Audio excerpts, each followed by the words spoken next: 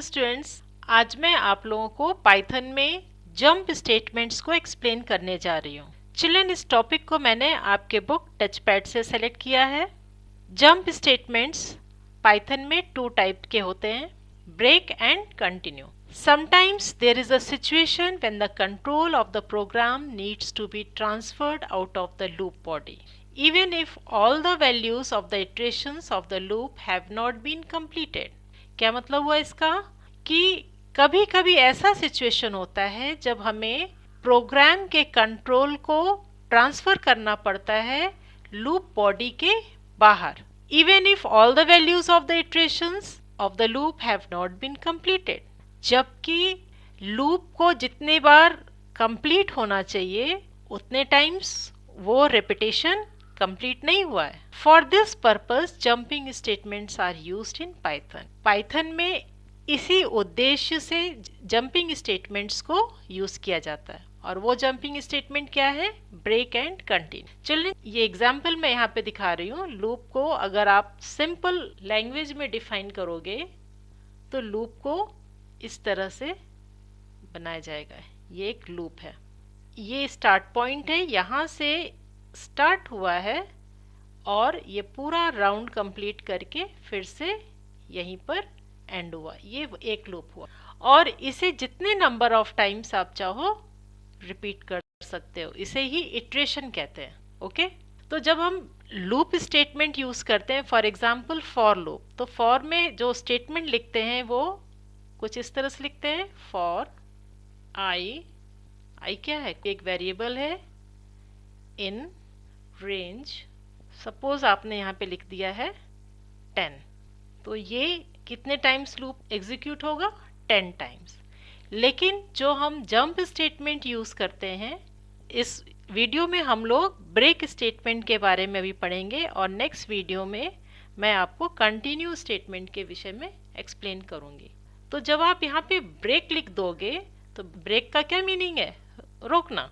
तो इसे हमने जबकि लिखा हुआ 10 टाइम्स एग्जीक्यूट होना, लेकिन जब हम कोई कंडीशन लगाकर यहाँ पे कोई स्टेटमेंट लिखेंगे और उस स्टेटमेंट में कंडीशन होगा, वो कंडीशन अगर ट्रू है तो ये एग्जीक्यूशन 10 टाइम्स नहीं होगा। क्या होगा? ये बीच में ही ब्रेक हो जाएगा स्टेटमेंट। ओके, तो ब्रेक स्टेटमेंट का यूज हम प्रोग्राम के कंट्रोल को लूप बॉडी से बाहर ट्रांसफर करने के लिए यूज करते हैं। ओके, नेक्स्ट अब हम लोग ब्रेक स्टेटमेंट को कैसे यूज करते हैं उसको जानेंगे।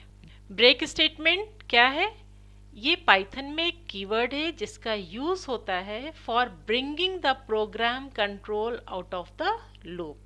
लूप से बाहर प्रोग्राम के कंट्रोल को लाने के लिए ब्रेक स्टेटमेंट का यूज होता है। The break statement halts the execution of a loop.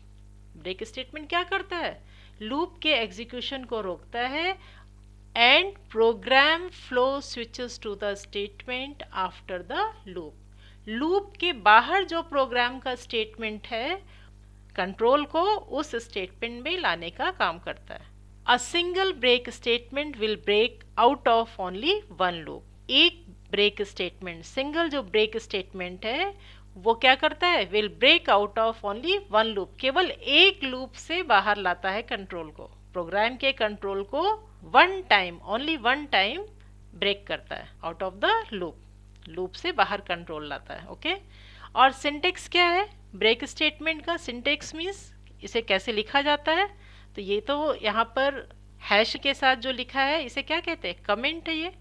और ब्रेक स्टेटमेंट सिंपल ब्रेक लिखा जाता है लूप के अंदर, जहाँ पर हमें प्रोग्राम के कंट्रोल को ट्रांसफर करना है out of the loop. Okay, next children, मैं अब आपको प्रोग्राम के हेल्प से ब्रेक स्टेटमेंट को एक्सप्लेन करने जा रही हूँ। चिल्ड्रन, यहाँ पर हैश सिंबल के साथ जो भी स्टेटमेंट लिखा है इसे कमेंट कहते हैं। क्या कमेंट है? How to use break statement to exit और come out from the loop. फिर यहाँ पर प्रोग्राम का फर्स्ट स्टेटमेंट है फॉर आई इन रेंज 20। इसका क्या मतलब हुआ कि आई वेरिएबल में 0 से लेकर 19 तक वैल्यू स्टोर है।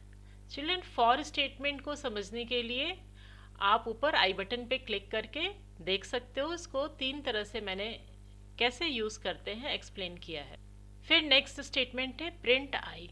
If i is equal to 4, ये कंडीशन यहाँ पे चेक कर रहा है कि अगर i की वैल्यू 4 होती है तो लूप ब्रेक हो जाएगा और प्रिंट करेगा statement exit from the loop. Children, किसी भी प्रोग्राम का आउटपुट जानने के लिए हमें हमेशा लैपटॉप या कंप्यूटर की ज़रूरत नहीं होती है। हम प्रोग्राम का आउटपुट डायरेक्ट कैलकुलेट भी कर सकते हैं कि इस प्रोग्राम का क्या आउटपुट होगा।